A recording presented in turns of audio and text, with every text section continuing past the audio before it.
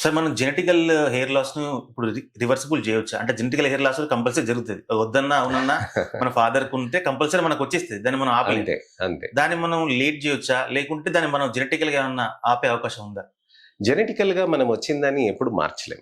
ఇప్పుడు నేను అదే చెప్తాను నా పేషెంట్స్ కి, బాబాయ్ కళ్ళు వస్తాయి, మామయ్య చెవులు వస్తాయి, అమ్మది ముక్కు వస్తుంది.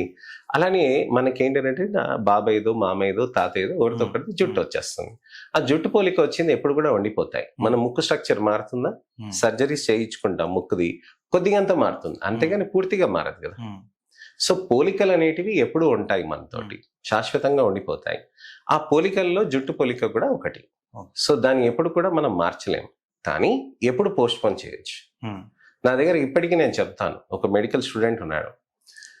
10 ఏళ్ల క్రిందట నా దగ్గరకు వచ్చేవాడు. 10 ఏళ్ళు ఏంటి, ఇంకా 12 ఏళ్ళు 13 ఏళ్ళ క్రిందట వచ్చేవాడు అనమాట. ఆ టైంలో తను మెడికల్ సెకండ్ ఇయర్ ఉండేవాడు అనమాట. ఇప్పుడు కన్సల్టెంట్ గా అయిపోయాడు. ఈ టైంలో కూడా తను ఎప్పుడు కూడా ట్రీట్మెంట్ అనేది రెగ్యులర్ గా చేసుకునేవాడు.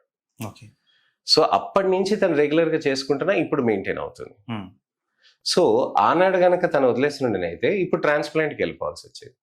సో ఇక్కడ ఏంటంటే ఎప్పుడు కూడా మెయింటైన్ చేసుకుంటూ ఉండవచ్చు. ఏముంటుంది, ఒక లోషన్ పెట్టుకోవటం, ఒక టాబ్లెట్ వేసుకోవటం, షాంపూ ఎలాగో రెగ్యులర్ గా చేసుకుంటాం, మెయింటెనెన్స్ అంతే ఉంటుంది. అంతకంటే ఏముంటుంది, సింపుల్ గా చేసుకుంటారనమాట. ట్రాన్స్ప్లాంట్ చేసినాకైనా అదే, ట్రాన్స్ప్లాంట్ చేయకమున్నా అదే. So better to maintain, always better.